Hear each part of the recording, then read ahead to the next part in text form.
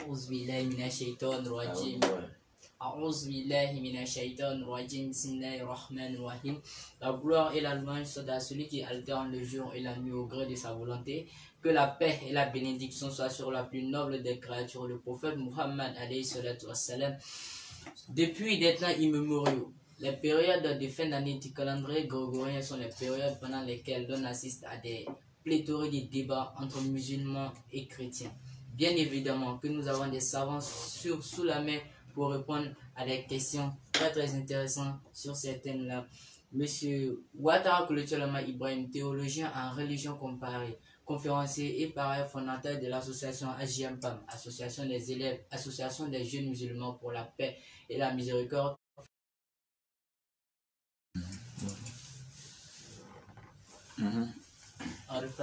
Continue. Bien. Les fins d'année du calendrier grégorien sont-elles permises en islam? C'est le thème que nous allons aborder aujourd'hui avec notre très cher théologien en religion comparée. Sans plus tarder, nous allons lui passer la parole. Il va faire un petit briefing avant de rentrer dans le vif du sujet, Inch'Allah. أعوذ بالله من الشيطان الرجيم بسم الله الرحمن الرحيم إن الحمد الذي نحمده ونستعينه ونستغفره ونعوذ بالله من شرور أنفسنا ومن سيئات أعمالنا من يهد الله فهو المهتدي ومن يضلل فلن تجد له وليا مرشدا وأشهد أن لا إله إلا الله وحده لا شريك له وأشهد أن محمدا عبده ورسوله وصلى الله عليه وعلى آله وأصحابه ومن تبعهم بإحسان إلى يوم يقوم الناس لرب العالمين. الحمد لله رب العالمين ثم الحمد لله رب العالمين.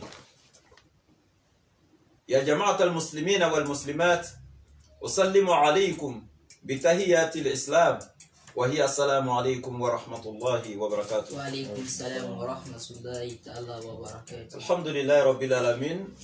Je remercie Allah qui est le maître des circonstances, le maître du temps, celui-là même qui a voulu que nous soyons ici encore ce matin, alhamdulillah, face à nos internautes. Donc avec pour thème aujourd'hui, quelle est la position du musulman face aux fêtes donc, de fin d'année du calendrier grégorien. Inch'Allah, alhamdulillah, mon frère, donc Fofana Zana Alassane, on va essayer de développer un peu ce thème encore une fois de plus. Voilà, donc sincèrement depuis des années, comme vous l'avez si bien dit dans l'introduction, voilà, c'est un sujet de débat donc entre les musulmans et les chrétiens. Voilà, donc, mais il y a un manque de compréhension quelque part. Voilà, sinon la vérité, elle est une, elle n'est pas deux. Voilà, donc la vérité peut pas être dans les deux camps. Il y a une seule vérité. Voilà, donc c'est seulement qu'il y a, donc il y a effectivement forcément donc un manque de compréhension quelque part. Voilà, donc nous allons essayer donc de détailler et établir la vérité, Inch'Allah, avec la permission d'Allah, Inch'Allah. Okay. Merci beaucoup pour ce briefing que vous venez de nous faire. Inch'Allah, sans plus tarder, on va partir déjà avec la première question. Étant donné que la fête de Noël est déjà passée, qui coïncide chez les chrétiens avec la naissance du Christ, qu'ils appellent souvent Dieu ou prophète ou enfant de Dieu, bien, quelle est la position de l'islam face à ces fêtes-là, c'est-à-dire la fête de Noël appelée janvier et celle de 31 appelée la fête de Saint-Sylvestre? Ok, alhamdulillah Rabbil Alamin. Très belle question, voilà, je suis très content. Quelle est donc effectivement donc, la position donc, de l'islam donc, et de chaque musulman face à ces fêtes-là? Effectivement, l'islam est clair. Voilà, nous sommes dans une religion donc, établie donc, sur des règles, et pas n'importe quelles règles, les règles donc, d'Allah lui-même, donc les règles de Dieu. Voilà, donc c'est une religion bien ordonnée, donc qui a enseigné toutes choses à l'être humain, donc une religion qui n'a pas laissé l'être humain donc, dans l'ignorance. Voilà, donc sauf celui qui ne veut pas apprendre, celui qui ne veut pas connaître donc sa religion. Bien, l'islam est clair. Donc, ces fêtes, il faut dire tout simplement que ce ne sont même pas des fêtes chrétiennes, voilà, telles que certains pensent. Ils pensent que donc ces fêtes sont des fêtes chrétiennes, des fêtes... ces fêtes ont été en fait attribuées donc aux chrétiens, sinon ce ne sont pas des fêtes chrétiennes. Les chrétiens se sont attribués donc ces fêtes-là. Et donc, la première église dans le monde donc, qui s'est attribuée donc ces fêtes-là, c'est l'église catholique. Voilà, mais en réalité, ce ne sont même pas des fêtes chrétiennes. Ce sont des fêtes qui ont existé donc dans, voilà, donc dans les périodes, voilà, donc depuis avant Jésus, antérieur à Jésus. Voilà, donc il y avait depuis les païens, voilà, les païens romains, donc voilà, qui célébraient donc les Saturnales, qui aujourd'hui ont été, voilà, donc transformées donc en des fêtes religieuses, ainsi de suite. Voilà, voilà, donc, je disais bien la divinité Mitra, par exemple, donc la divinité de la lumière du soleil, qui était adorée donc par une grande partie des Perses et des Romains. Voilà, donc ce sont des traditions qui existaient. Voilà, les Saturnales étaient célébrées donc par les païens romains depuis le 17 décembre jusqu'au 24 donc, décembre, une semaine donc de festivité à l'honneur du dieu Saturne, qui était le dieu de la terre. Voilà, donc pour eux. Voilà, donc pour dire tout simplement que ce sont des fêtes, des célébrations donc d'origine païenne qui n'ont rien à voir avec le christianisme, qui ont existé donc avant Jésus-Christ. Voilà, il faut dire qu'actuellement nous sommes donc dans la période de l'hiver. Voilà, donc c'est lorsque ce moment arrivait, donc il neigeait, il y avait assez de froid, la neige tombait, voilà, la végétation mourait, ainsi de suite. Voilà, donc du 17 au 24 décembre, donc les païens romains donc organisaient donc des fêtes, des célébrations à l'honneur donc de la divinité Saturne, qui était la divinité de la terre, la divinité de l'agriculture en d'autres termes. Voilà. Pour que vraiment, voilà, donc il y ait, voilà, donc une bonne production, il y ait une bonne récolte, donc il y ait une bonne saison, ainsi de suite.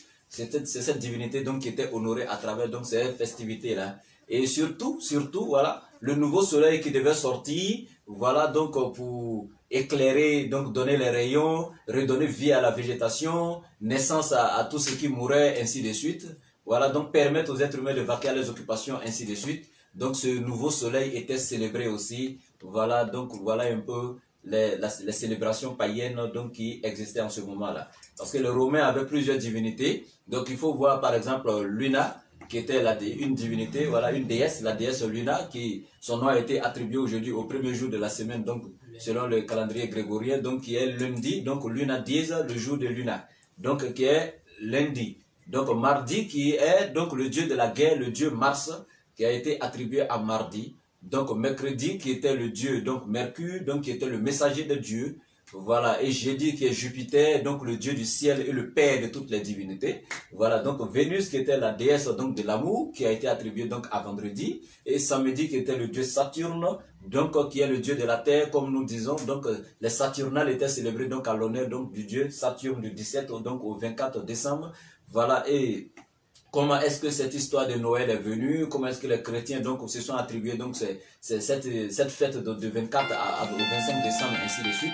Donc, Inch'Allah, nous allons donc rentrer dans les détails, Inch'Allah. Eh bien, donc, chers internautes, voilà, donc, comme je l'ai si bien dit, c'est la position de l'islam face à ces fêtes-là. Vous savez que l'islam est contre l'idolâtrie. Et en islam, l'idolâtrie, c'est le péché le plus énorme en islam. Le plus grand de tous les péchés, c'est le fait d'associer une autre divinité à Allah dans l'adoration. Et avec l'introduction, le petit briefing que je viens de faire donc sur ces fêtes de fin d'année, vous voyez que ce sont des divinités qui n'ont rien à voir avec Allah, qui étaient célébrées donc ces jours-là. Comme j'ai cité donc la divinité Saturne par exemple, qui était célébrée du 17 au 24 décembre par ces païens romains. Le Christ est venu trouver cette tradition déjà sur la terre. Et il a combattu ces choses-là. Le Christ n'a pas été un associationniste. Jésus n'a pas associé quoi que ce soit ou qui que ce soit à l'éternel, à Allah, donc dans l'adoration. Le Christ lui-même était soumis donc à la volonté de l'éternel. Je sais qu'il y a certains qui vont tiquer parmi nos frères chrétiens qui nous suivent, voilà, donc qui diront, mais comment est-ce qu'il peut dire que Jésus était soumis donc à Allah? Jésus lui-même était Dieu, et ainsi de suite. Mais nous allons démontrer par A plus B, est-ce que Jésus était Dieu ou est-ce que bon, Jésus était soumis à un autre Dieu qui était au-dessus de lui? Donc, Inch'Allah, donc avec les détails approfondis, on viendra. Donc, pour dire, le Christ lui-même a trouvé ces fêtes-là et il a combattu ces choses-là. Et il y a des versets qui sont clairs pour cela. Par exemple, quand nous regardons donc dans Marc, voilà, donc dans Marc chapitre 7 à partir du verset 8, c'est Jésus même qui parle dans la Bible. Il dit, vous abandonnez le commandement de Dieu et vous observez la tradition des hommes. Donc le verset est plus que clair. Jésus dit que vous observez donc la tradition des hommes en abandonnant quoi? Le commandement donc de Dieu. Donc le commandement de Dieu était quoi? Parce qu'il y a un scribe qui est venu voir Jésus donc, et lui a posé la question. Dans Marc chapitre 12 verset 29, en lui disant à Jésus, quel est le plus grand de tous les commandements de Dieu? Donc Dieu a plusieurs commandements.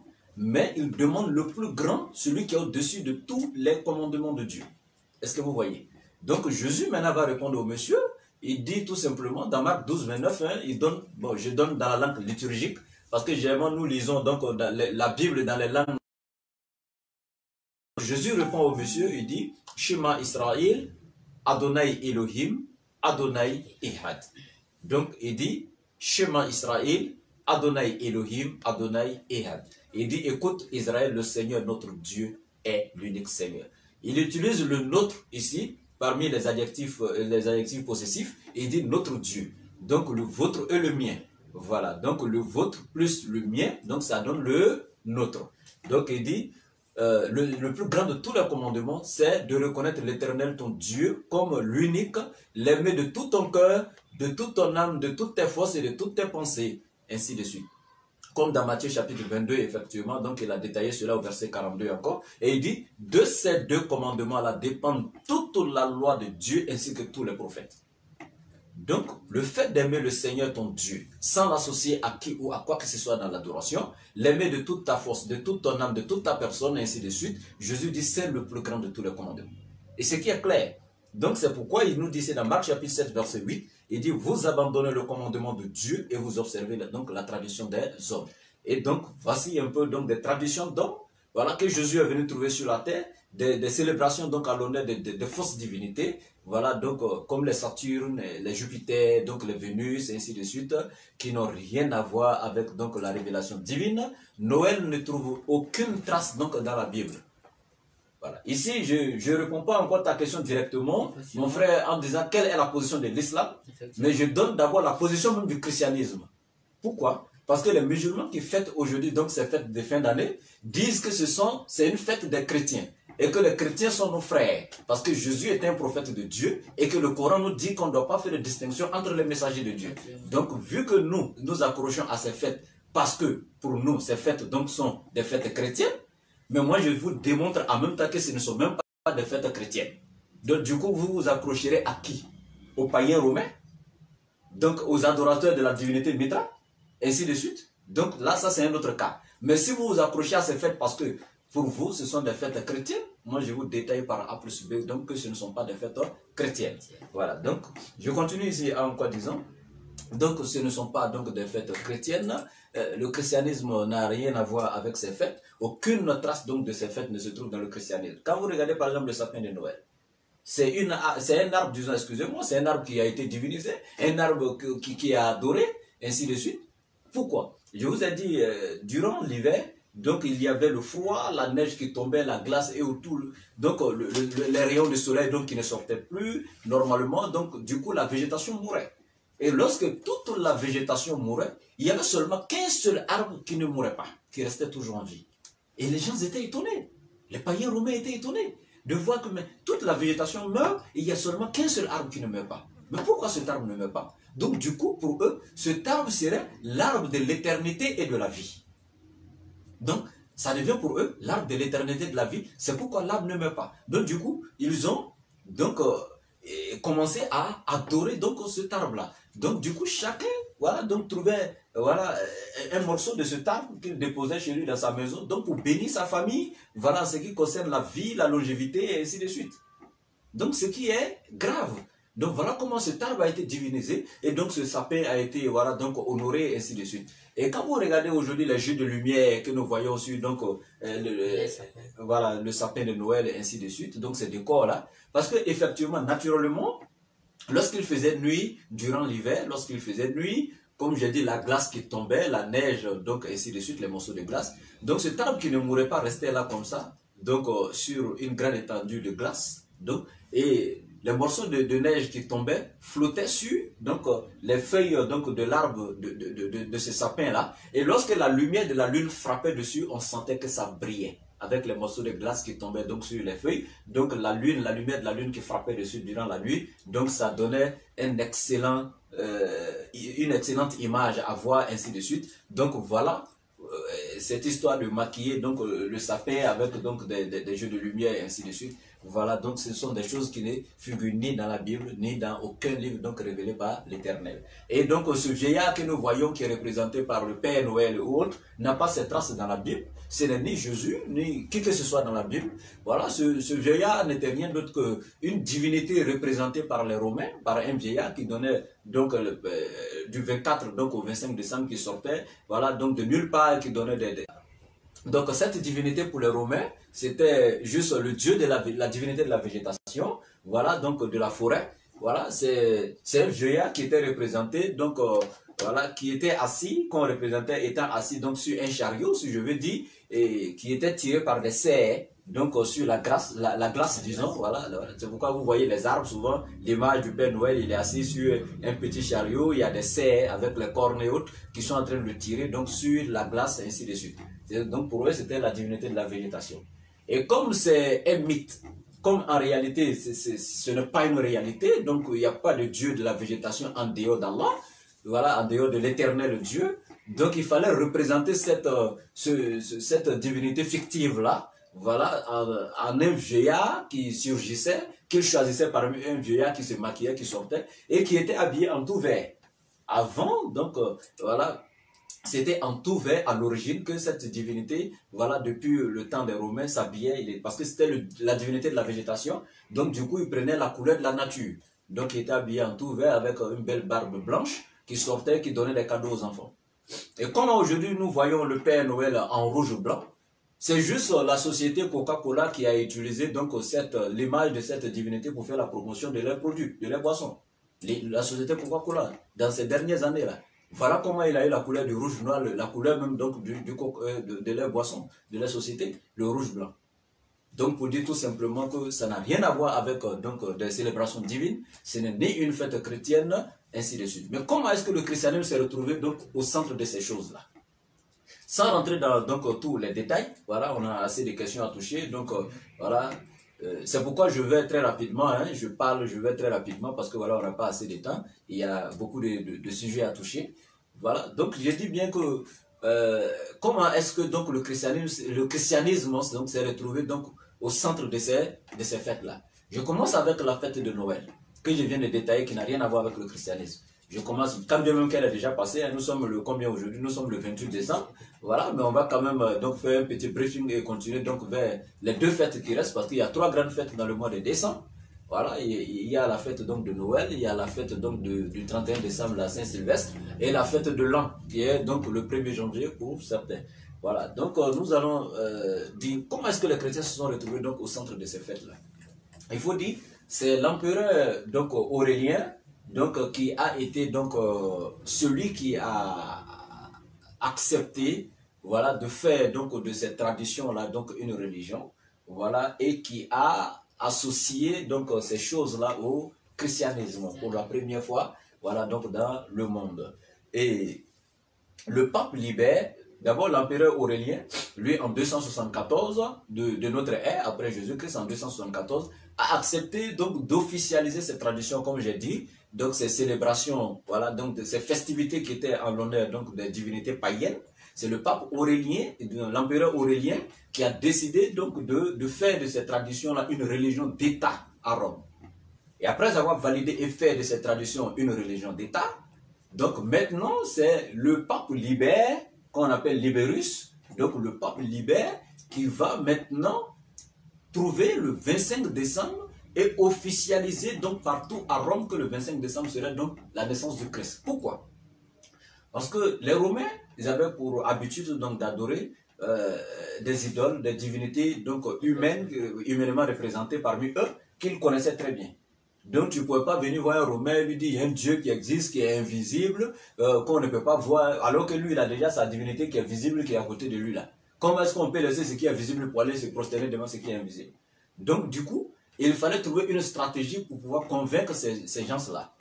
Et cela a commencé depuis avant même le pape Libérus, donc depuis le temps de Constantin le Grand Premier et donc Saint-Sylvestre. Mais on va rentrer dans les détails un peu, donc un peu devant là-bas. Donc déjà, eux, ils avaient déjà une conception, ils avaient déjà trouvé une stratégie, comment s'associer donc aux païens déjà pour commencer à travailler, voilà, donc ensemble, et pouvoir donc faire subir donc un lavage de cerveau aux païens romains, les tirer comme ça, donc pour rentrer dans le christianisme. Et c'est le pape Libérus qui a officialisé, donc en choisissant officiellement le 25 décembre comme la date de naissance du Christ. Tous les grands théologiens chrétiens dans le monde sont unanimes que c'est le pape Libérus qui a été le premier dans le monde qui a choisi officiellement, je dis bien officiellement, donc le 25 décembre comme le jour de naissance du Christ.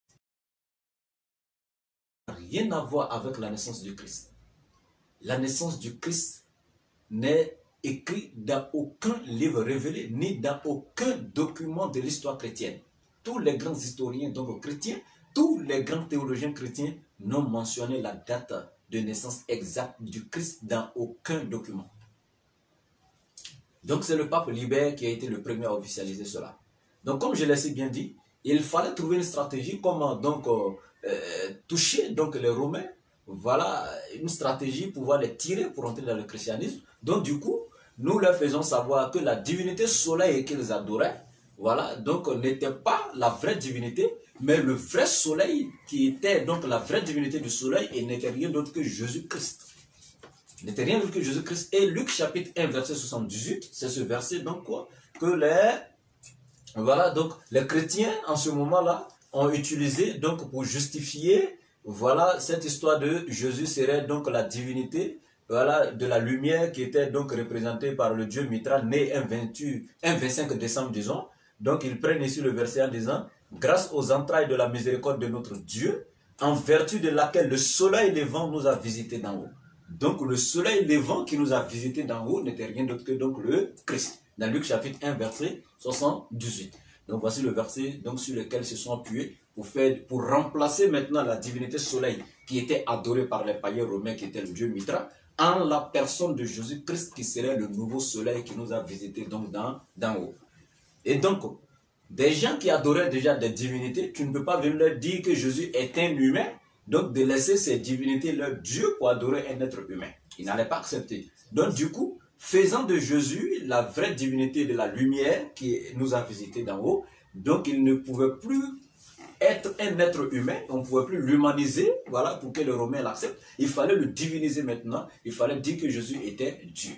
Voilà, donc voilà un peu comment est-ce que le christianisme donc a trouvé la stratégie d'attribuer le 25 décembre, donc jour de naissance de la divinité Mitra à Christ. Sinon dans l'histoire, c'est la divinité Mitra qui est née un 25 décembre d'une vierge qui serait morte 3 jours et ressuscitée le 3e jour, ainsi de suite. Voilà, et cette même histoire qu'on retrouve aujourd'hui donc concernant le Christ, il y a un problème. Et vu que l'histoire de Christ est venue après l'histoire de Mitra, puisque j'ai dit, les peuples là adoraient ces choses-là et célébraient ces choses-là, Mitra a existé, est né avant le Christ, avant l'avènement du Christ. Donc si c'est le Christ qui vient après, trouver une histoire qui est déjà donc attribuée à quelqu'un avant lui, et nous voyons cette même histoire attribuée au Christ, donc depuis la naissance, né d'une vierge, donc ainsi de suite, sans père, et ainsi de suite.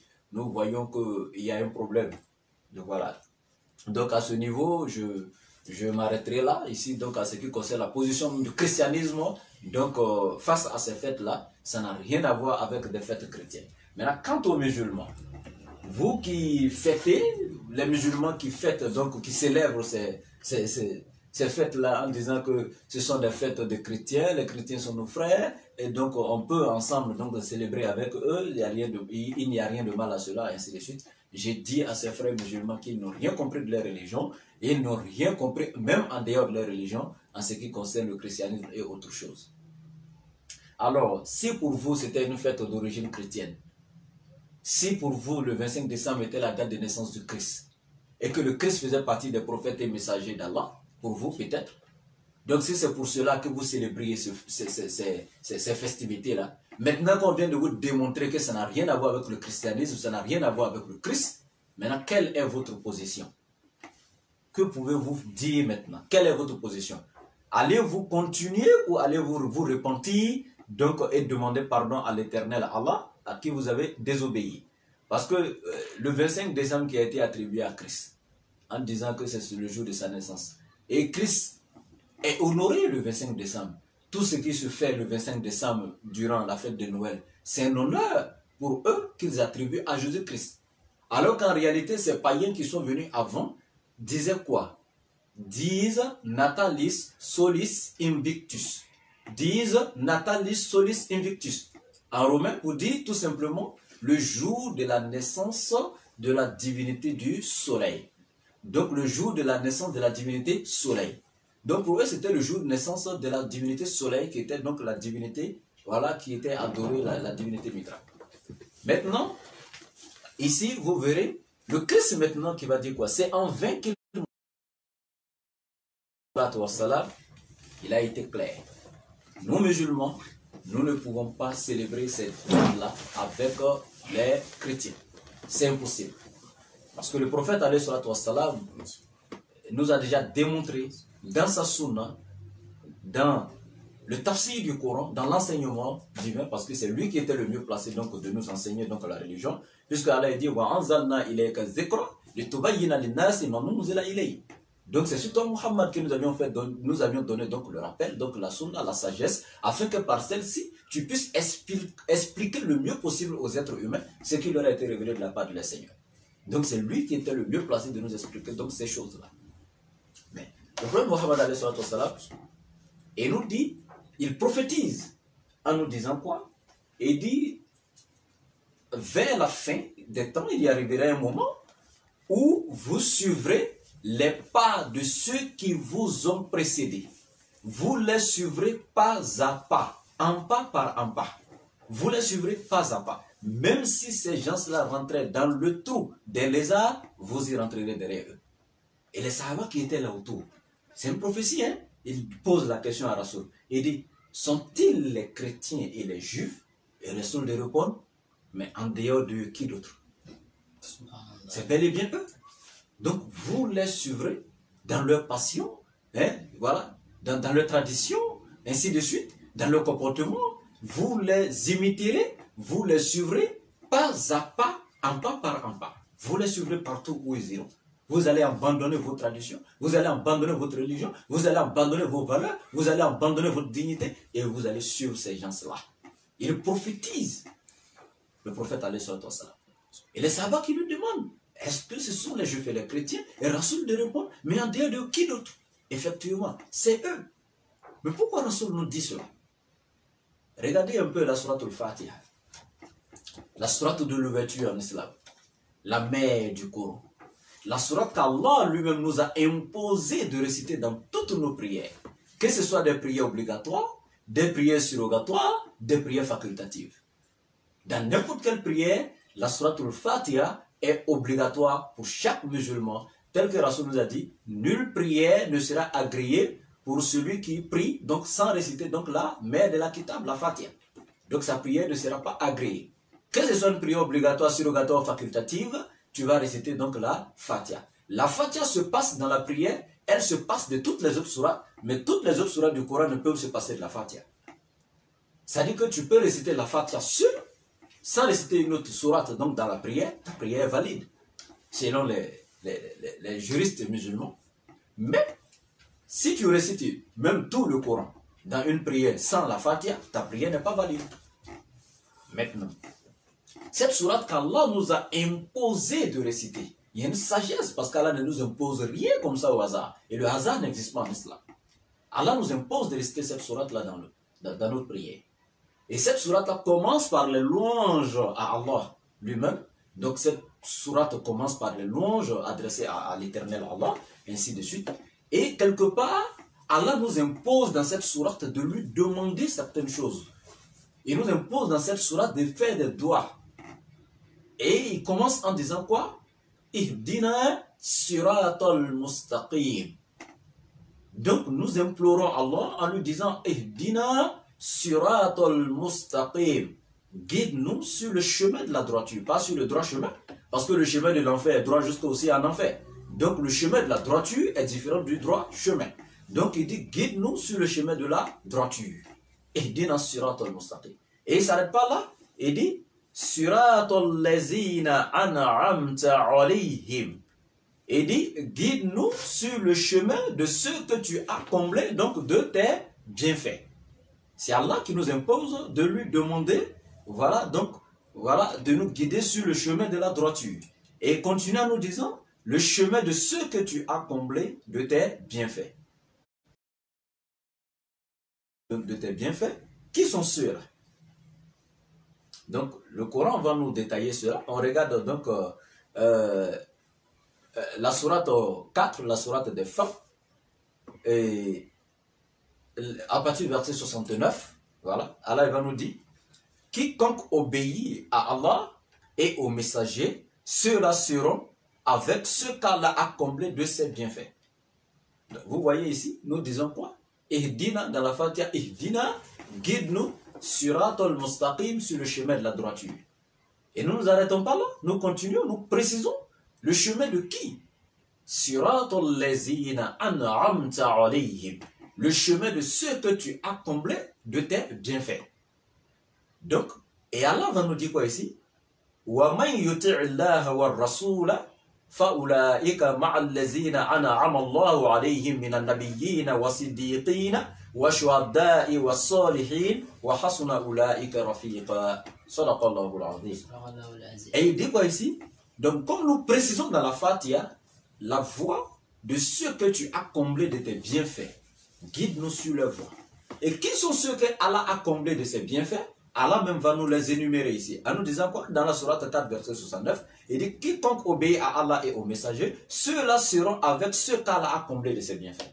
Et qui sont ceux qui sont comblés des bienfaits d'Allah? Les prophètes. Il cite donc les prophètes, hein, il dit minan nabiyyin, donc les prophètes, wa siddiqin, donc les véridiques, wa shuhada'i, les martyrs, ceux qui ont donné leur vie pour défendre la cause d'Allah, donner leur vie pour défendre la religion d'Allah, donner leur vie pour défendre l'honneur donc de la religion, ainsi de suite. Donc wa shuhada'i, donc ici les vertus, non les martyrs, et wa salihin, ainsi que les vertus. Et Allah il dit quoi? Il dit, et quel compagnon, quel bon compagnon que cela. Donc, ici, il n'y a pas de plus bon compagnon que cela.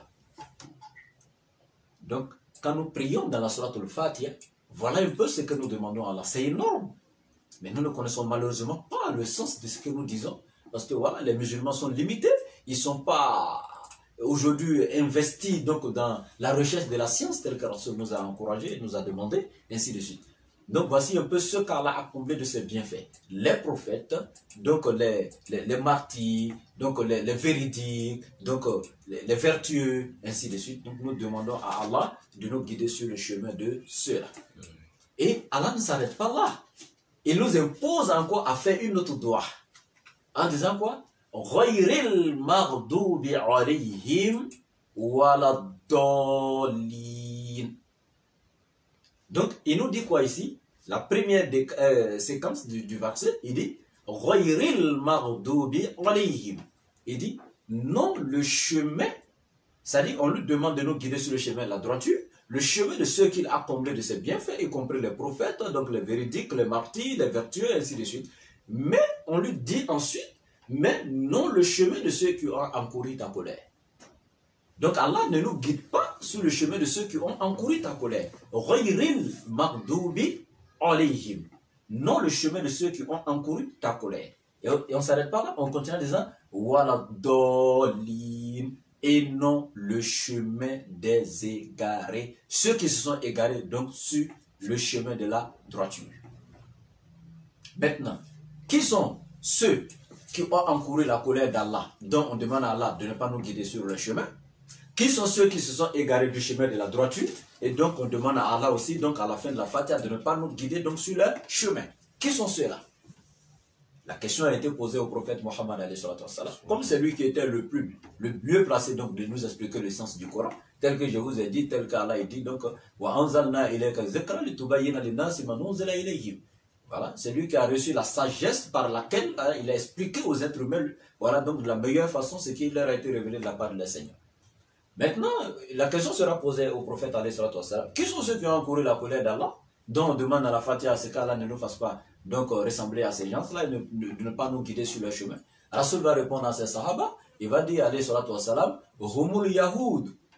Il dit ghayril maghdubi alayhim humul yahoud. Il dit ceux qui ont encouru la colère d'Allah ne sont rien d'autre que les juifs, les yahoud. Et on lui demande, Wala dolin sont qui? Il dit, Wala dolin homun nasora. Il dit, ce sont les chrétiens. Donc nous demandons à Allah de ne pas nous demandons à Allah de ne pas nous guider sur le chemin des juifs et des chrétiens. Et nous le faisons 17 fois par jour. Ça dit, je calcule ici les prières obligatoires, le nombre de rakats que font donc toutes les prières, la somme des prières obligatoires. 17 rakats, donc 17 fois par jour. Voilà ce que nous demandons à Allah. De ne pas nous guider sur le chemin donc des Yahoud, donc ceux qui ont encouru donc la colère d'Allah, ainsi que ceux qui se sont égarés du droit chemin, donc les Nasara, donc les chrétiens. Mais pendant que nous récitons cela 17 fois par jour, ça n'a rien à voir avec les prières surrogatoires et facultatives. Je parle ici seulement que même des prières obligatoires seulement. Et quand toi tu sors de la mosquée, tu as un sapin de Noël en main, pendant que tu viens de dire à Allah de ne pas te faire imiter, donc ces gens-là, tu demandes à Allah de ne pas te guider sur le chemin, et toi tu sors de la mosquée avec un cadeau que tu as acheté donc à l'honneur de Noël pour aller donner à ton enfant. Est-ce que tu connais la définition de Noël? Parce que Noël pour les chrétiens, cela voudrait dire quoi? Le jour où Dieu lui-même s'est personnifié, il a pris un corps humain en la personne de Jésus-Christ, il est venu sur terre, donc par qui? En la personne donc, qui est venue sur terre, par qui? Par Marie. Donc c'est par le moyen de Marie. Il a utilisé Marie comme un moyen de transport. Voilà, tel que souvent les chrétiens même nous disent, quelqu'un qui veut quitter Ayupougon pour aller à Bobo, un quartier d'Abidjan et un autre, il emprunte un taxi. Donc Marie était comme le taxi que l'Éternel a emprunté, donc pour quitter au ciel pour venir sur la terre. Mais subhanallah, astaghfirullah. Donc les chrétiens définissent la fête de Noël comme le jour où l'Éternel Dieu a pris un corps humain pour venir sur terre afin donc de connaître le problème de ces créatures et trouver des solutions à leurs différents problèmes. Quand un chrétien me dit ça, ma tête chauffe. Généralement, nous sommes en train de faire les débats avec les pasteurs plein de fois. Voilà. Mais quand nous sommes là et qu'un pasteur me sort ces propos-là, j'ai mal. L'Éternel Dieu qui quitte le ciel, qui se fait un être humain, venu sur la terre, afin de vivre avec ses propres créatures, les humains, connaître leurs problèmes avant de pouvoir les résoudre, avant de trouver une solution à leurs problèmes. Est-ce que quand moi je prends mon chien qui est à la maison ou mon chat ou mon poulet, quand je vais chez le vétérinaire et je dis au vétérinaire mon poulet est malade, le vétérinaire se transforme-t-il en un poulet pour pouvoir connaître le problème de mon poulet avant de le soigner?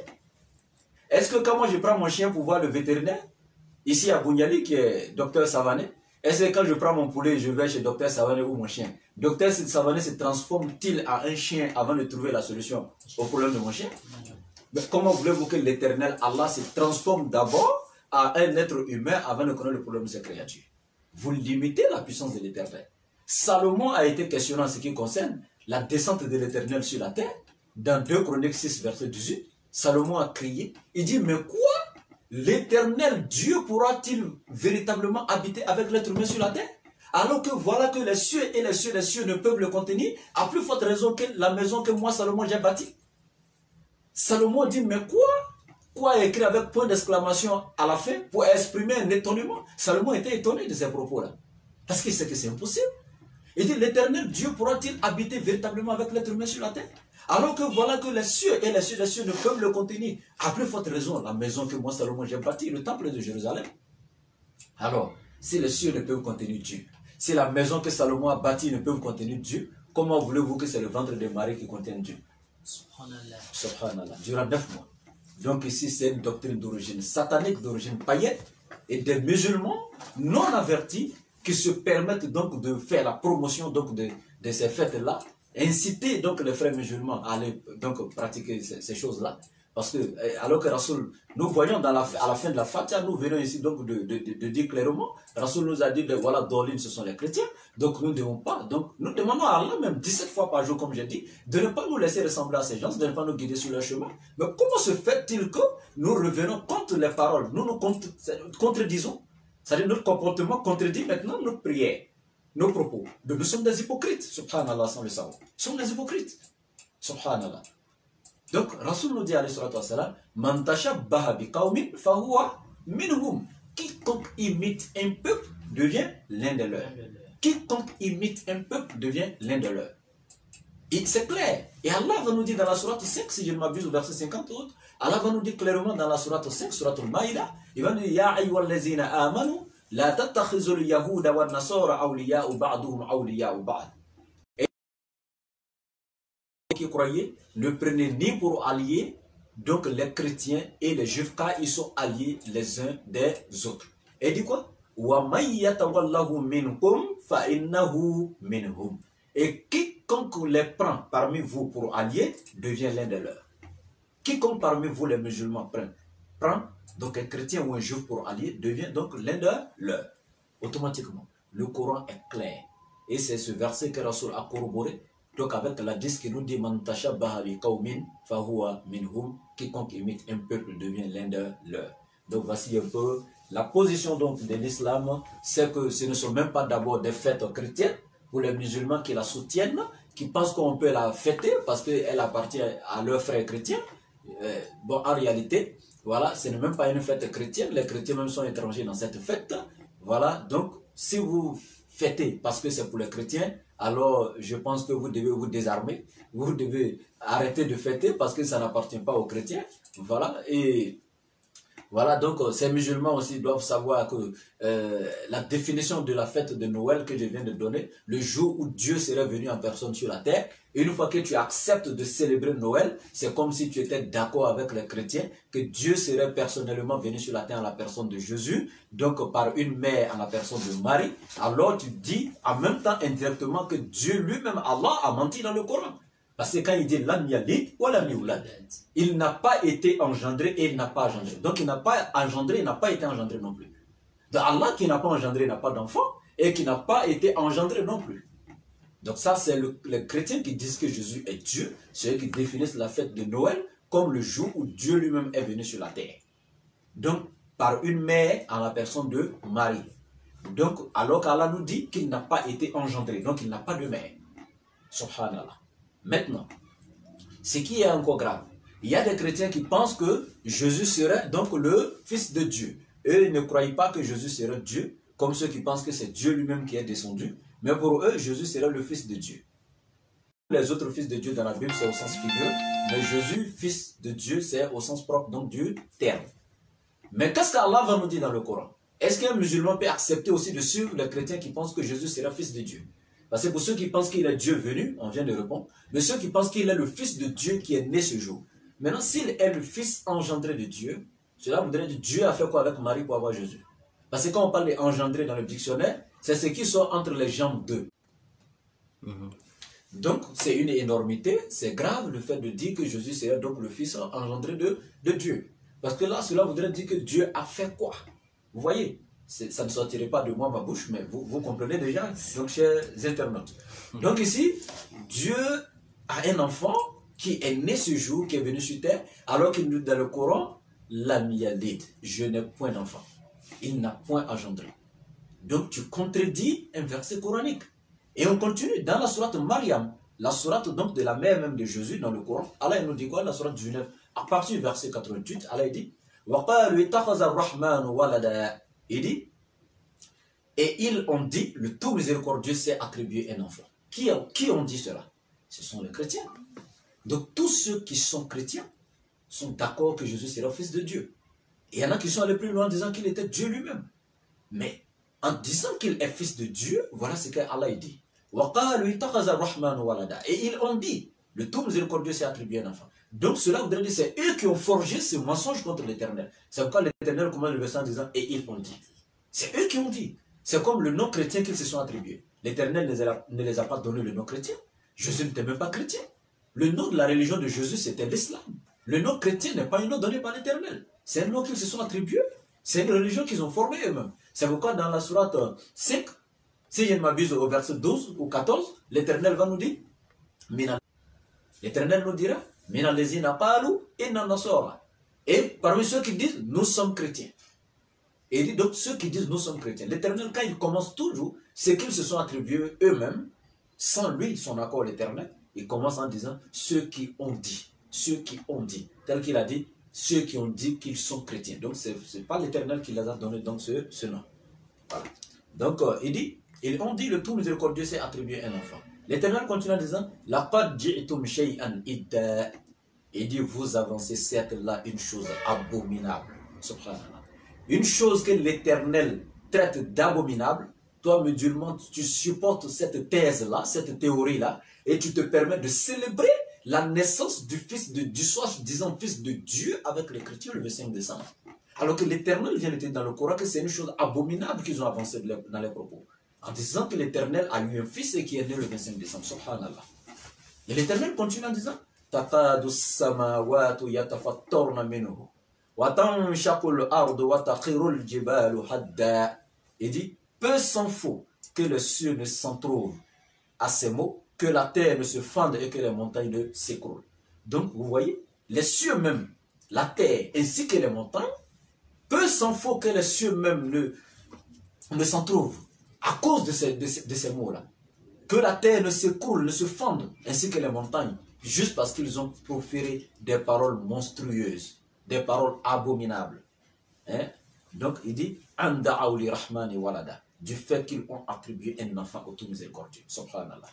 Et l'Éternel continue en disant, Wama yambaghi li rahmani an yattaqiza walada, in kullu man fis samawati wal ard, illa ati rahmani abida.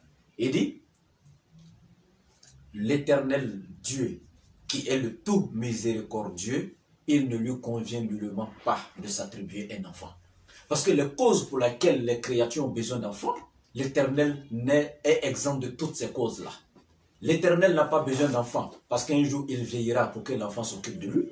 Il n'a pas besoin d'enfants pour que s'il meurt un jour, l'enfant puisse perpétuer son nom derrière lui. L'Éternel n'a pas besoin d'enfants pour qu'un jour s'il disparaissait, l'enfant puisse l'hériter, donc prendre son héritage, ainsi de suite. L'Éternel est exempt de toutes les causes qui amènent l'être humain à désirer donc d'avoir un enfant. Ici, l'Éternel continue en disant,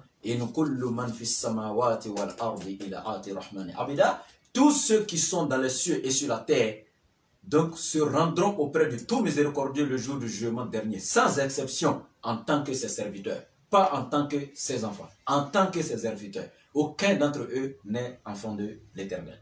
Et il continue en disant, laqad ahsahum wa abdahum abda. Subhanallah. Il dit, il les a certes dénombrés et bien comptés. Donc tous ceux qui ont manifesté leur joie le 25 décembre, pensant que Dieu a un enfant qui est né ce jour, le Fils de Dieu, Jésus, est venu sur la terre un 25 décembre, ceux qui la définissent comme ça, ou ceux qui la définissent en tant que Dieu lui-même qui soit né d'une femme, venu sur la terre ce jour, l'Éternel dit, il les a certes dénombrés et bien comptés. Subhanallah. Donc tout musulman qui achète un poulet, qui mange ce jour, sache que tu as été compté, tu as été parmi ceux qui ont été dénombrés. Donc tout musulman qui fête ce jour, sache que tu as été parmi ceux donc, que l'Éternel a sélectionnés, a compté, a dénombré, et tu comparaîtras devant lui et tu répondras donc pour ton acte. Et il dit, et au jour de la résurrection, chacun d'eux se rendra seul auprès de l'Éternel pour répondre donc à ses actes. Donc, voici un peu donc, la position donc, de l'islam face à ces fêtes. Je donne un dernier verset coranique pour corroborer cela. Donc où l'Éternel donc, est clair en nous disant, voilà, laqad kafara allazina qalu inna Allaha huwa al-Masih ibn Maryam. Donc le verset 72 de la sourate 5. Et de certes sont mécréants ceux qui disent Jésus le fils de Marie donc est Dieu. Donc l'Éternel les traite de qui? De mécréants. Et donc est-ce qu'il est permis donc aux musulmans de prendre un mécréant donc pour son frère donc dans le sens d'aller célébrer donc les festivités donc des mécréants, dans le sens donc d'aller les accompagner donc dans les événements festifs et ainsi de suite? Non, il est interdit donc à un musulman de faire cela. Donc ici je m'arrête là donc pour la position de l'islam en ce qui concerne ces fêtes. Alhamdulillah Rabbil Alamin. Je crois que nous avons eu dans cette sur plusieurs volets et nous avons vraiment apprécié ces explications de notre très cher théologien en religion comparée, la personne de M. Ouattara Ibrahim. Bien, au regard de tout ce que vous venez d'affirmer, vous avez donné la position de l'islam face à ces fêtes-là. C'est-à-dire, il est catégoriquement interdit aux musulmans de fêter ces fêtes-là. Bien. Au regard de ce que vous avez dit, nous avons observé depuis plusieurs années, et même cette année, que à cette période-là, il y a certains prédicateurs qui, à travers leurs prêches, conférences et autres, légifèrent ces fêtes-là. Alors, ça devient un peu ambigu pour les internautes qui nous écoutent. Parce que vous venez de nous dire tout de suite là que l'islam est contre ces fêtes-là. Et ces prédicateurs-là disent que ces fêtes-là sont légiférées en islam. Alors, qu'est-ce que vous pouvez donner pour situer je pense que cela a toujours existé dans la vie, hein, c'est comme ça. Voilà, mais ce sont pour vous, ce sont des savants. Moi, je dirais, pour quelqu'un qui a pu déjà donc dire que la fête de Noël de 31 décembre donc, est légiférée en islam et que le musulman peut fêter ses fêtes, pour moi, je ne mets plus cette personne-là donc dans le compte des savants. Pour moi, il n'est plus un savant. Parce qu'il faut être vraiment limité en connaissance, il faut être vraiment ignorant, il faut être vraiment quelqu'un qui a raté donc, le chemin donc, de la science pour pouvoir proférer donc, des énormités comme ça, des paroles abominables et ainsi de suite. C'est même choquant.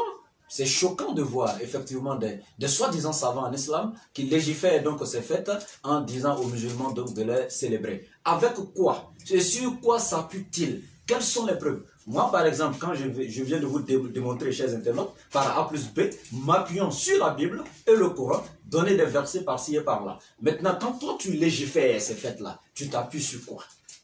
Sur le Coran. Tu nous donnes un seul verset donc, dans la parole d'Allah qui nous dit que voilà, donc ces fêtes-là sont faisables. Moi, j'ai donné des versets coraniques. J'ai donné des hadiths du prophète Mohammed alayhi salam. Il faut dire, voici un sahaba, par exemple, qui est venu voir le prophète Mohammed alayhi salam, qui lui dit, Ya Rasulallah, avant ma conversion en islam, j'avais formulé un vœu. Et vous savez, les Arabes, lorsqu'ils formulaient donc un vœu, ils tenaient à honorer ces vœux-là parce qu'ils ne jouaient pas avec ça. Quand un Arabe formule, prend l'intention donc de faire quelque chose, voilà, il cherchait toujours à honorer son vœu, voilà, parce qu'à cause de sa dignité et son honneur, les Arabes ne jouaient pas avec cela. Donc il vient, après maintenant sa conversion en islam, il vient voir le prophète alayhi salam et lui dit, Ya Rasulallah, j'avais formulé un vœu de faire quoi? De tuer un chameau dans un lieu appelé Bouana. Certains disent Bawana, dans un lieu appelé Bouana. J'avais formulé un vœu d'aller immoler donc un chameau dans ce lieu-là. Que dois-je faire maintenant que je suis musulman? Regardez la question que Rasoul va lui poser. Il dit, cet endroit-là où tu as décidé d'aller immoler, est-ce que cet endroit, Rasoul qui pose la question, est-ce que dans cet endroit, les mécréants, les peuples d'avant, organisaient des fêtes là-bas, où ils partaient célébrer et autres? Il a répondu, le Sahaba répond non. Il dit, est-ce que dans cet endroit se trouvait un fétiche, une divinité avant que les mécréants adoraient? Le Sahaba répondit non. Rasoul dit, dans quel cas, ok, tu es autorisé à faire donc ton immolation. Donc cela voudrait dire, si les peuples d'avant célébraient là-bas, ou s'il y avait une divinité qui était adorée là-bas, un fétiche et autres, Rasoul n'allait pas accepter donc qu'il fasse cela, n'est-ce pas? C'est pourquoi les questions sont venues. Bien. Maintenant, est-ce qu'au moment où le monsieur posait la question à Rasoul, est-ce qu'en ce moment-là, selon les questions de Rasoul, on sait que naturellement, en ce moment, il n'y avait pas de traces là-bas. Les gens n'étaient pas en train de fêter là-bas. Mais quand Rasoul a posé la question au passé, est-ce qu'avant les gens faisaient? Si on a dit Rasoul m'avait vu les gens faire en présence de lui, il n'allait plus poser la question. Il allait juste dire au monsieur, c'est pas permis. Mais quand bien même que le lieu était là, bien propre, il n'y avait pas de traces. Mais Rasoul demande si dans le passé, les gens ont fait des choses comme ça. Donc si effectivement dans le passé, les gens avaient fait des choses comme ça, malgré qu'ils ont arrêté aujourd'hui, il n'allait pas permettre au monsieur donc de faire son immolation. Mais si aujourd'hui, en présence même des chrétiens, qui même en ces temps présents continuent de fêter donc ces fêtes-là, en faisant de Jésus Dieu, certains fils de Dieu qui seraient nés ce jour, et toi, musulman, tu t'associes à eux. Celui-là même qui, s'il avait répondu que dans le passé c'était fait, Rasoul n'avait pas accepté qu'il immole dans cet endroit. Et toi, tu t'associes à eux-mêmes dans le présent. Subhanallah. Donc, en réalité, ces savants, je dirais que ils ne sont rien d'autre que l'accomplissement de la prophétie du prophète alayhi salam. Quand il nous dit, donc il dit, vous suivrez, certainement vous suivrez, voilà, donc les pas de ceux qui vous ont précédés, les traditions de ceux qui vous ont précédés, donc, shibran bi shibrin wa zira'an bi zira'. Donc vous les suivrez pas à pas, en pas par en pas. C'est-à-dire que coudé par coudé, pas à pas, coudé par coudé. Donc Rasoul avait déjà prophétisé. Il dit, donc dans lui, sa communauté, il y aura un grand groupe de musulmans Donc ils suivront les chrétiens et les juifs dans leur tradition et autres. Donc il dit, ce groupe de musulmans les suivront partout où ils iront. Même si les chrétiens rentraient dans le trou d'un lézard, ces musulmans allaient rentrer derrière eux, tellement qu'ils allaient les imiter. Donc c'était une prophétie de Rasoul. Donc ces gens ne sont rien d'autre que l'accomplissement de la prophétie du prophète. Et donc, qu'Allah nous en préserve, qu'Allah ne nous fasse pas partie vraiment de ce groupe-là. Parce que Rasoul nous a dit, quiconque imite un peuple fait partie donc de l'un de leurs. Et Allah qui nous dit clairement dans le Coran, Ya ayyuhallazina amanu, oh vous qui avez cru, la tatakhizul yahuda wa nasara awliya'u ba'duhum awliya'u ba'd. Et dit, vous qui avez cru, ne prenez ni pour allier les chrétiens et les juifs quand ils sont alliés les uns des autres. Et Allah il continue, wa may yatawallahu minkum fa innahu minhum. Quiconque parmi vous les prend pour alliés devient l'un de leurs. Quiconque les suit parmi vous devient donc l'un de leurs. Quiconque les imite parmi vous devient l'un de leurs. Donc le verset coranique est clair. Et qui sont les chrétiens? Allah dit, laqad kafara allazina qalu inna Allaha huwal masihu ibn Maryam. Le premier groupe de chrétiens, Allah dit, sont mécréants ceux qui disent que Jésus, fils de Marie, est Dieu. Eux, ils sont mécréants. Ça, c'est le premier groupe de chrétiens. Et Jésus lui-même, en prenant la parole, dit quoi?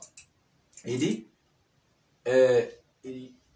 dans le verset coranique continue, où l'Éternel, Allah, il nous dit, laqad kafara allazina qalu inna Allaha huwal masihu ibn Maryam. Il dit, sept sont mécréants ceux qui disent le fils de Marie est donc est Dieu. Il dit, waqala al-masihu. Alors que le Messie, fils de Marie, il s'est adressé au peuple d'Israël en disant quoi? Ya bani Israël, i'budullaha rabbi wa rabbukum. Adorez l'éternel Allah, mon Dieu et votre Dieu, mon Seigneur et votre Seigneur. Donc, voilà ce que le fils de Marie a dit. Et il continue en disant, innahu man yushrik billahi faqad harrama Allahu alayhi al-jannah wa ma'wahumun naru wa ma lizalimina min ansar. Donc, il est clair, il dit, et quiconque, ça c'est Jésus même qui parle dans le Coran, quiconque associe une autre divinité à Allah dans l'adoration, le paradis lui est catégoriquement interdit. Et toi musulman maladroit, toi musulman non averti, toi musulman ignorant, comment peux-tu aller associer celui-même qui sort ces propos-là, clairs de sa bouche, comment peux-tu lui-même l'associer à l'éternel Dieu? Subhanallah. C'est Jésus même qui dit, quiconque associe à Allah une autre divinité, le paradis lui est catégoriquement interdit. Verset 72 de la sourate 5. Et toi, musulman, c'est toi-même tu aides à associer Jésus à Allah. Tu aides les chrétiens à associer Jésus à Allah. Soit en tant que Dieu, ou soit en tant que fils de Dieu. Alors qu'Allah t'a dit, il réitère encore dans le vers, la sourate 112, Lam yalid wa lam yulad. Je n'ai pas engendré et je n'ai pas été donc engendré. Donc ici, ça, l'Éternel est clair, quiconque imite ce peuple-là devient l'un des leurs. Et ce peuple est qui? Ce peuple sont ceux que l'Éternel a traités de mécréants parce qu'ils ont dit que Jésus était Dieu. Et ce peuple sont qui? Ceux que l'Éternel a dénombrés et comptés dans le verset 88 de la sourate 19, sourate Marie, en disant qu'ils ont avancé des propos, donc abominables, des propos monstrueux, en disant que l'Éternel s'est attribué un enfant. Il a dit, Takadu samawati yatafattorna minhu. وتنشق الأرض وتخير الجبال حدا أن دعوا للرحمن ولدا وما ينبغي للرحمن أن يتخذ ولدا إن كل من في السماوات والأرض إلى آتي الرحمن عبدا.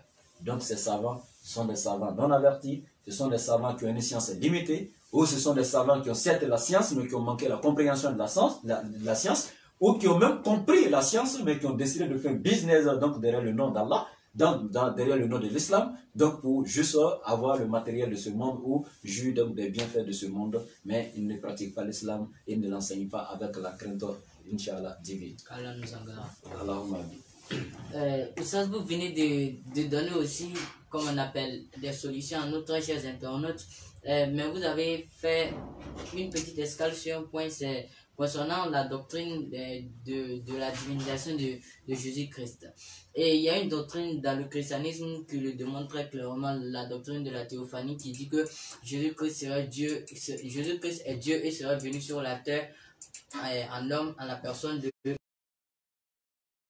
sur ses épaules, et on lui a donné ce nom, conseiller merveilleux, Dieu fort, Père éternel, Prince de paix. Qu'en pensez-vous? Okay. Alhamdulillahi Rabbil Alamin, Summa Alhamdulillahi Rabbil Alamin. Je suis très content encore une fois de plus. Avant de commencer, il faut savoir que j'ai un peu oublié de toucher donc l'une de ces fêtes qui est déjà proche, qui est la Saint-Sylvestre, voilà, que je n'ai pas encore touché, mais qui est déjà en liaison avec le verset que vous venez de donner. Donc j'ai détaillé les deux ensemble en même temps, voilà, pour gagner plus de temps. Donc le 31 décembre qui est déjà proche, nous voyons que c'est le jour même qui est, subhanallah, le jour de la promotion de l'alcool, le jour de la promotion de la fornication. Voilà, c'est ce jour même que nous verrons donc la prolifération donc des de l'adultère, donc de la fornication, donc de l'infidélité, ainsi de suite, ainsi de suite. Vraiment, s'il y a un jour qui est dédié à la débauche, c'est ce jour. Le jour de la délinquance, le jour de tous les maux, en un mot. Le jour de tout ce qui est mauvais. Le jour de tous les maux. Bien. Ce jour-là, la Saint-Sylvestre est une fête qui a été donc établie, si je veux dire, pour honorer un saint. Pour eux, hein, c'était saint, pour les chrétiens. Donc la Saint-Sylvestre, c'est une fête donc, à l'honneur d'un saint de l'Église catholique, qui était le 33e pape de l'Église catholique romaine, qui est appelé Saint-Sylvestre. C'est lui son nom que porte le 31 décembre, la Saint-Sylvestre. Selon les historiens chrétiens, Saint-Sylvestre serait né et décédé un 31 décembre. Donc c'est pourquoi c'est le jour donc, de sa naissance ou de son décès, donc le 31 décembre qui a été choisi donc, pour honorer donc, ce monsieur. Donc nous faisons, les chrétiens font donc des prières donc, à l'honneur de Saint-Sylvestre, donc jusqu'à minuit, hein, depuis voilà, donc, vers 22h et autres, ils sont dans les églises, donc les églises catholiques, donc ils font des prières à l'honneur de Saint-Sylvestre, des veillées à l'église, ainsi de suite. Pourquoi ce monsieur a été honoré? Parce que le grand pape Saint-Sylvestre, pour les chrétiens, serait celui-là même en personne qui, lors du concile de Nicée à l'an 325 de notre ère, a officialisé dans le christianisme la divinité ou la divinisation de Jésus-Christ. C'est celui-là qui a officialisé à tous les chrétiens du monde que Jésus serait Dieu venu en personne sur la terre. Donc comme Saint-Sylvestre est celui-là même qui a fait de Jésus Dieu, c'est celui-là qui a officialisé la divinisation de Jésus dans le christianisme. Donc tous les chrétiens donc, du monde célèbrent à l'honneur donc, de Saint-Sylvestre. C'est pourquoi le 31 décembre, tous les chrétiens donc, sont à l'église, voilà, donc ils font des prières donc, à l'honneur de Saint-Sylvestre, ainsi de suite. Maintenant, il y a des versets effectivement dans la Bible, voilà, sur lesquels les chrétiens donc, se tiennent, s'adossent, s'accrochent, pour dire qu'effectivement Jésus serait Dieu venu sur la terre, tel que enseigné donc, par Saint-Sylvestre depuis avant 325 de notre ère, comme par exemple dans Ésaïe donc 9 verset 5, où il est écrit, un fils nous est né, un fils nous a été donné, la domination reposera sur son épaule, on l'appellera Dieu Tout-Puissant, Père éternel, Prince de la paix, ainsi de suite, ainsi de suite. Donc, nous allons essayer donc d'expliquer ces versets-là dans leur contexte réel, mot par mot. Même s'il le faut, nous allons rentrer dans le texte même, je veux dire dans la langue liturgique même de la Bible, et non les langues vernaculaires donc, à travers lesquelles la Bible a été donc traduite aujourd'hui. Parce que toute traduction est trahison donc de l'original. Et une fois que tu sors un texte de son contexte, automatiquement donc tu en fais un prétexte. Donc ici, le verset, en aucun cas dans Ésaïe 9.5 ne veut nous démontrer que Jésus serait Dieu venu en personne sur la terre. En aucun cas. C'est une mal d'enseigner que Dieu serait Jésus venu en personne sur la terre. Non. Et le musulman, d'abord, avant de donner les détails sur ce verset, nous venons de vous introduire, de vous définir donc la Saint-Sylvestre. Donc ce jour-là, celui qui manifeste donc sa joie avec ces gens-là, celui qui veille, qui célèbre donc la nuit donc, du 31, donc tu serais d'accord avec Saint-Sylvestre que donc Jésus sera Dieu effectivement venu sur la terre, vu que cette fête donc est célébrée en l'honneur donc de Saint-Sylvestre, ainsi de suite. Donc ce jour-là, le musulman n'a pas le droit donc de célébrer. Et des savants nous diront, non, nous ne célébrons pas Saint-Sylvestre, mais comme c'est le dernier jour de l'année, donc c'est juste, voilà, pour ainsi de suite. Non. Effectivement, vous ne célébrez pas Saint-Sylvestre, c'est le dernier jour de l'année. Combien d'années avez-vous, vous? Avez-vous oublié le mois de Muharram en islam, qui correspondait donc au 1er janvier donc des musulmans? Avez-vous oublié que vous avez célébré votre nouvelle année il n'y a pas longtemps? Vous avez combien de calendriers, vous, musulmans? Vous avez tous les calendriers du monde. Ok, il y a des choses qui nous ont été imposées. Nous sommes dans un monde aujourd'hui donc, dans lequel Allah a donné le pouvoir donc, aux chrétiens donc, et aux juifs. Donc c'est ceux-là qui gèrent donc, voilà, donc, le calendrier, qui gère les affaires donc, de ce monde. C'est pourquoi donc, selon leur calendrier, nous sommes soumis donc, à leur volonté, à leur calendrier, ainsi de suite. Mais en réalité, étant soumis à ces calendriers-là, étant soumis à leur calcul, à leur jour de la semaine, ainsi de suite, tout et tout, le fait de les imiter dans ces choses-là, c'est un problème aujourd'hui pour nous les musulmans. Parce que là, aujourd'hui tu fais arrêter un musulman, tu lui dis de citer même les 12 mois de l'année selon le calendrier lunaire de l'islam, il ne peut pas. Nous ne connaissons pas ces choses-là. Donc, ok, même si tu es contraint de calculer les dates selon leur calendrier, mais les jours qu'ils ont accepté de célébrer, voilà, de fêter en l'honneur de certaines divinités païennes et autres, donc ce jour-là, voilà, il faut faire très attention parce que Rasoul nous dit, même si tu veux organiser donc quelque chose, une cérémonie, un truc, et ça coïncide avec une cérémonie festive donc des Bekriya, il dit il ne faut pas faire avec eux, il ne faut pas t'associer, donc ou il ne faut pas faire donc la tienne en même temps que, voilà, tu attends, donc tu fais pour toi avant ou tu attends donc juste après pour eux. C'est-à-dire qu'on doit même toujours mettre une différence entre nous et les koufars. Donc même si tu voulais célébrer juste la fin de l'année, le calendrier grégorien, mais est-ce que tu connais le calendrier grégorien? Si c'était un calendrier qui avait des noms simples, des trucs, des choses qui sont bien, qui sont licites, il n'y a pas de problème. Mais est-ce que tu connais le contenu de ce calendrier-là? Je mets quiconque au défi parmi les musulmans, quiconque au défi parmi les savants musulmans et les savants chrétiens, de me démontrer par A plus B, donc que ces fêtes-là sont licites et légiférées, donc en islam, que le musulman peut les célébrer. Ça n'existe pas. Et même dans le christianisme, ça n'existe pas. Je mets quiconque musulman. Parce que je vois malheureusement des savants, des soi-disant savants musulmans. Même actuellement en Côte d'Ivoire, il y a un jeune savant qui tourne de ville en ville, qui fait les conférences, pour dire oui, le musulman doit fêter le 31 décembre, il doit faire ceci, c'est la naissance du Christ, tout et tout. Mais la fête de Noël et autres. Malheureusement, ces gens-là, on n'a pas eu l'occasion de les croiser. Mais, chers internautes, nous sommes là, en direct. S'ils nous écoutent, nous les mettons au défi. Où qu'ils sont, nous sommes disponibles devant n'importe quelle chaîne de télévision, ainsi de suite.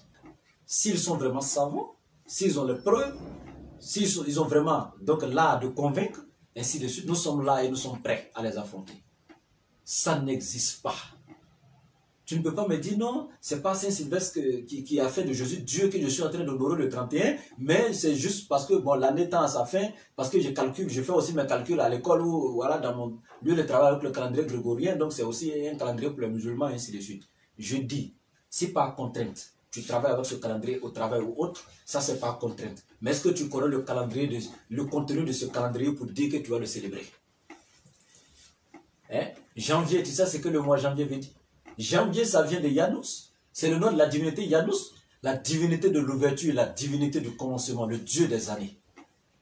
Sais-tu qui est Janus? Février. Sais-tu, c'est en l'honneur de quelle divinité? Mars. La divinité de la guerre? Mai. L'honneur de quelle divinité? Ce sont des noms de divinités que portent les noms de mois du calendrier grégorien.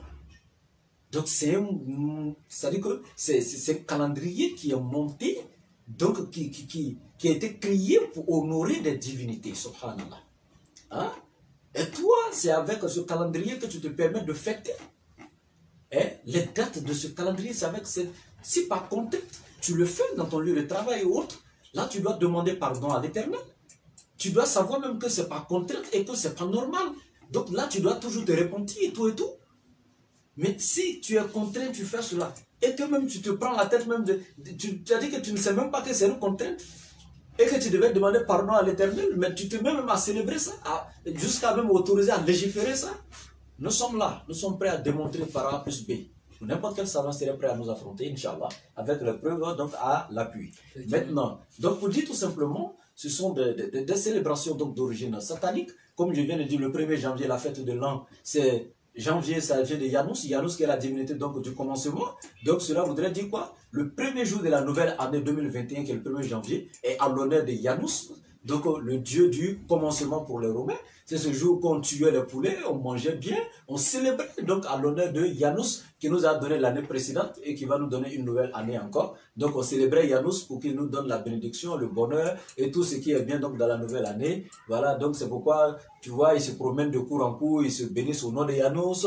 Donc ils se souhaitent toutes les bontés, santé, prospérité, les meilleurs vœux et ainsi de suite. Donc c'est Janus qui était imploré ce jour donc par les Romains et c'est Janus qui était remercié donc de leur avoir donné une année précédente. C'est pourquoi donc tu verras les Grecs, lorsqu'ils ont représenté la divinité donc Janus, ils lui ont donné deux visages. Un visage qui regarde derrière et un visage qui regarde devant. Donc le visage qui regarde derrière représente l'année passée et le visage qui regarde devant donc représente l'année donc qui viendra. Donc voici un peu les fêtes là. Ce sont tous des fêtes d'origine satanique et qui ne sont pas donc légiférées en islam. Quant à Ésaïe 9.5 maintenant, je reviens répondre donc ici à la question donc du frère, en ce qui concerne le verset donc de la Bible de Ésaïe 9.5. Ici, il faut savoir que Ésaïe 9.5, ici je ne rentrerai pas dans tous les détails parce qu'on n'a pas assez de temps, mais il faut savoir que Ésaïe 9.5 n'a rien à voir avec Jésus-Christ. Ah bon? Ésaïe 9.5 est un chant à l'honneur d'un prince qui serait né 740 ans avant Jésus-Christ. Il ne sait pas ce que Jésus était allé chercher 7 siècles et demi avant sa naissance, quelque part là-bas. C'était au temps du prophète Ésaïe. Quelle ironie. 740 ans avant Jésus-Christ. J'ai dit bien avant Jésus-Christ, 740 ans. Ce fils qui était né ici là n'était pas Jésus-Christ, mais pour le savoir, vous venez dans Ésaïe 9, et puis vous laissez Ésaïe 1, 2, 3, 4, 5, 6, 7, 8.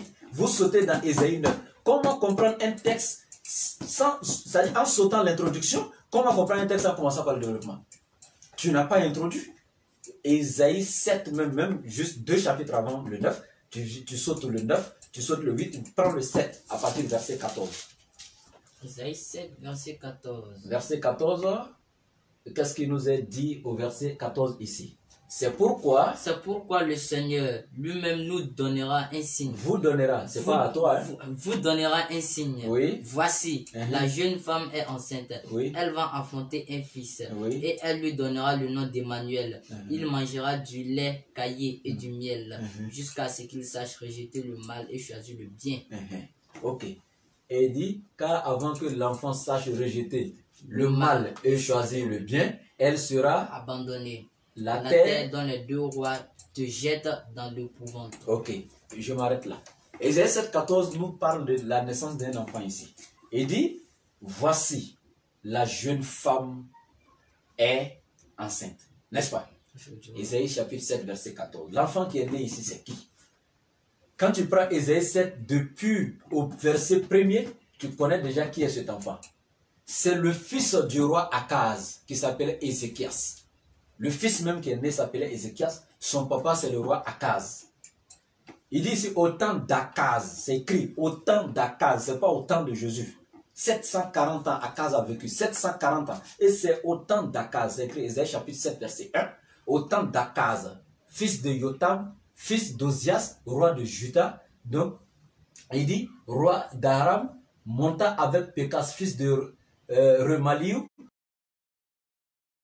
elle. Mais il ne put l'attaquer. On commença à... donc on l'annonça à la maison donc, de David. Aram a fait halte sur le territoire d'Éphraïm. Alors son cœur et le cœur de son peuple se mit à chanceler comme donc chancellent les arbres de la forêt donc sous le vent. Et il y avait dit à Isaïe. Donc le prophète Isaïe était vivant. Effectivement. C'était à son temps. Oui. Donc il avait dit à Isaïe, sors au devant d'Akaz. C'était au temps de Akaz. 740 avant Jésus, au temps du prophète Isaïe. Jésus ne vivait pas sur la terre. C'est là l'Éternel va dire à Akaz. Donc ici, je ne vais pas lire tout le texte, mais ce que je veux dire tout simplement, ce roi Akaz était le roi donc d'Israël du Sud, qui avait pour capitale Jérusalem, Juda, qui avait pour capitale Jérusalem, et le roi donc d'Israël du Nord, qui avec le roi donc des Perses, qui ont fait une coalition et qui ont décidé de détruire le roi d'Israël du Nord qui avait pour capitale Samarie, avec donc le roi des Perses, qui ont décidé de faire une coalition pour détruire Juda, Akaz, le roi donc Israël du Sud. Maintenant, Akaz qui était faible, qui ne savait pas comment se défendre face à ces deux rois-là, le roi des Perses, donc, subhanallah, le roi de la Syrie, excusez-moi, le roi de la Syrie, donc, et le roi d'Israël du Nord, de la Samarie, il ne savait pas comment, Akaz ne savait pas comment se défendre contre les deux rois-là. Donc, il est resté là, et voilà, donc l'Éternel va envoyer maintenant le prophète Isaïe pour aller réconforter Akaz, en lui disant, sors devant Akaz et va lui dire de se calmer. L'Éternel va gérer le problème. Ainsi de suite. Donc voilà comment Akaz va venir réconforter. Donc, et le prophète Isaïe va venir croiser Akaz et lui donner donc le message de l'Éternel. Maintenant, ici, l'Éternel va dire maintenant à Akaz au verset donc, 13 de demander un signe à l'Éternel. Qu'est-ce qu'il veut que l'Éternel fasse pour l'aider? Est-ce que tu comprends? Donc Akaz va répondre. L'Éternel va dire à Isaïe de dire à Akaz de demander un signe à l'Éternel. L'Éternel est prêt à aider Akaz contre les deux rois qui veulent le détruire. Le roi de la Samarie, Israël du Nord, et le roi de la Syrie. Maintenant, l'Éternel va dire à Akaz, c'est quel signe Akaz même veut demander. Par quel signe l'Éternel va défendre Akaz lui-même. Donc Akaz va dire qu'il ne peut pas éprouver l'Éternel, il ne peut pas donc demander un signe. C'est pourquoi l'Éternel va dire maintenant au verset 14, il dit, c'est pourquoi l'Éternel vous donnera un signe lui-même. Voilà, c'est pourquoi le Seigneur lui-même vous donnera un signe. Comme Akaz a refusé de demander un signe, l'Éternel lui-même va lui donner un signe. Donc l'Éternel a choisi maintenant de lui donner un enfant qui va maintenant grandir et c'est l'enfant-là qui va tuer les deux ennemis de son papa. Les deux rois-là. Et c'est tu vois. Donc c'est là il va dire, voici la jeune femme est enceinte. Alors que Marie a été appelée dans la Bible la Vierge. Même à l'église on dit la Vierge Marie. Vierge est différente de jeune femme. Parce que quand tu regardes dans la langue liturgique, il y a Amla et puis il y a Betula. Donc, c'est deux mots différents. Amla et Betula. Il y a un mot qui veut dire vierge, il y a l'autre qui veut dire jeune fille. Ici, c'est jeune fille qui a été attribuée à celle-là. Mais quant à Marie, c'est pas jeune fille, c'est la vierge. Elle est appelée la vierge, celle-là, elle est appelée la jeune fille. Et c'était la femme du roi Akaz qui a eu pour enfant Emmanuel. Et comme Emmanuel, la définition du nom veut dire Dieu avec nous, ils ont attribué ça à Jésus. Ça a été un copier-coller. La preuve, on dit, voici la jeune fille sera enceinte, elle enfantera un fils, elle lui donnera le nom d'Emmanuel. Il mangera du lait caillé, du miel. Montrez-nous dans le Nouveau Testament où Jésus a mangé ça. Ça n'existe pas. Ça n'existe pas dans la Bible. Ok. Jusqu'à ce qu'il sache rejeter le mal, donc il choisit le bien. Il continue ici. Car avant que l'enfant sache rejeter le mal et choisir le bien, elle sera abandonnée. La terre dont les deux rois jettent. Donc la terre, hein, il continue. Dont les deux rois te jettent dans le couvent. Ok. Il y avait que les deux rois qui jetaient quoi que ce soit au temps de Jésus ou bien je ne sais pas. Ça n'a jamais existé au temps de Jésus. C'est pourquoi il dit la terre dont les deux rois là, il s'adresse à quelqu'un qui? Il s'adresse à Akaz. Parce que les deux rois cherchaient à combattre Akaz. Il dit la terre dont les deux rois te jetaient l'épouvante là. Ils vont abandonner leur terre. Le roi de Syrie va abandonner la Syrie. Le roi, donc Ephraïm, d'Israël du Nord, va délaisser sa terre. Il va abandonner sa terre, il va fuir. Donc, ce verset ne parle pas de Jésus, du roi, du fils du roi Akaz qui est né. Lorsque cet enfant est né, c'est à l'honneur de cet enfant que Ésaïe a fait un chant. Dans Ésaïe chapitre 9, c'est la suite de l'histoire qui est là, le verset 5 maintenant. Effectivement. L'Éternel dit au verset 14, voilà la jeune fille est enceinte, n'est-ce pas? Elle était enceinte, mais maintenant elle a accouché. C'est pourquoi elle a dit, car un fils nous est né. Mais à 740 ans au temps d'Ésaïe, si c'était une prophétie concernant Jésus, il avait dit, un fils nous sera Mais il a dit un fils nous est donné. Est-ce que quand on dit nous est né là, est-ce que ça veut dire que le fils va naître? Non, Ça veut dire qu'il est. déjà né. Donc une prophétie, c'est ce qui doit arriver, qui n'est pas encore arrivé. Mais ici dans le verset, il est écrit un fils nous est né. Pas un fils nous sera né. Donc c'est pas Jésus dans le futur, mais l'enfant était déjà né 740 ans avant Jésus. Donc c'est pas une prophétie qui concerne Jésus. Non, d'accord. Donc on continue. Un fils nous est né. Donc si vous dites que Jésus est Dieu, vous chrétiens, alors un fils nous est né. Dieu est-il un fils? Non. Parce que vous dites que Jésus est Dieu dans ce même verset, parce qu'à la suite c'est écrit, devant là-bas, on l'appellera Dieu Tout-Puissant. Donc vous avez regardé la partie, on l'appellera Dieu Tout-Puissant, Père éternel, et puis vous dites qu'il est Dieu. Ok. Mais avant de prendre la fin du verset, prenez le début, on dit un fils. C'est un fils qui nous est né. Dieu est-il un fils? Non. Ok, nous est né. La naissance est attribuée aux créatures. L'éternel, parce que vous dites, il sera Dieu Tout-Puissant, n'est-ce pas? Donc Dieu n'est pas un fils, n'est-ce pas? Ok, puisque Dieu a dit, il dit, dans Nombre 23, 19, il dit, je suis Dieu, je ne suis pas un homme pour mentir, ni fils d'un homme pour me repentir. Donc il n'est pas un homme, il n'est pas un fils. Ok. Maintenant, on dit, on l'appellera Père éternel. Ils ont pris ça aussi, l'attribut éternel là, pour lui accorder, pour lui attribuer en disant qu'il était donc le Père éternel. Mais la Bible nous dit, un fils nous est né. Alors quelqu'un qui est éternel a-t-il un commencement? Non. S'il était le Père éternel, pourquoi on dit qu'il est né? Dans le même verset encore au début. C'est qu'il y a problème. Quelqu'un qui est éternel n'a pas de commencement. Ok. Donc, un fils nous est né, un fils nous est donné. Est-ce que Dieu est un don? Non. C'est Dieu qui donne. Mais est-ce qu'on donne Dieu? Non. De s'il était Dieu, peut-il être un don? Non. Un fils nous est donné. Mais par qui? Si le fils a été donné, et que c'est le fils même qui est Dieu, le fils a été donné par qui? Et celui qui donne le fils serait qui? Donc un fils nous a été donné. Donc il a dit, on l'appellera, non, la domination reposera sur son épaule. On l'appellera Dieu Tout-Puissant. Ok. On dit, on l'appellera. On n'a pas dit, il sera Dieu Tout-Puissant. C'est pas parce qu'on l'a appelé Dieu Tout-Puissant qu'il est Dieu Tout-Puissant. C'est pas parce qu'on l'appelait l'Éternel qu'il est vraiment l'Éternel. On dit, on l'appellera Dieu Tout-Puissant. On l'appellera est différent de il sera Dieu Tout-Puissant. La preuve, Hervé Renard, est-ce que c'est un renard? Non. Mais si on appelle renard, ça ne veut pas dire qu'il est un renard. Donc c'est pas parce qu'on l'a appelé Dieu Tout-Puissant qu'il est Dieu Tout-Puissant. Effectivement.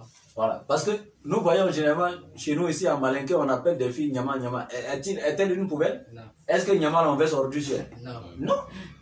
Donc le nom que porte quelqu'un ne fait pas de lui cette chose. N'est-ce pas? Effectivement. Voilà. Donc naturellement, c'est pas. Voilà. Donc on l'appellera Dieu Tout-Puissant, ne veut pas dire qu'il est Dieu Tout-Puissant. Salomon a été appelé Dieu aussi dans la Bible. Dans Jérémie 23, verset 6. Vous pouvez lire dans la Bible, Jérémie 23, verset 6, chers internautes, je vous donne ce verset.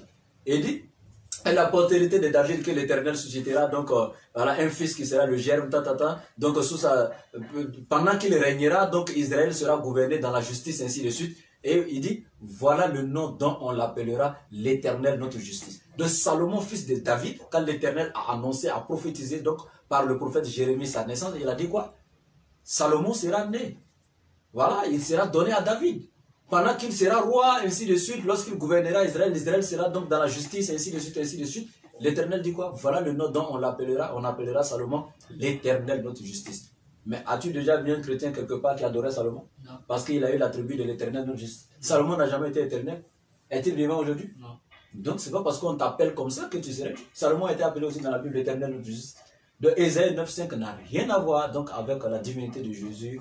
Donc tout ça, ça n'a rien à voir avec le fait que Dieu soit venu en personne sur la terre, mais Dieu ait donné un fils donc qui serait venu un 25 décembre sur la terre et qui, Dieu n'a jamais été Jésus, donc qui par Saint Sylvestre donc a été divinisé, voilà, donc et qui est aujourd'hui célébré le 31 décembre parce que c'est par lui que Jésus a été divinisé en faisant de lui Dieu. Jésus n'a jamais été Dieu venu le 25 décembre sur la terre, ni fils de Dieu né le 25 décembre, ni...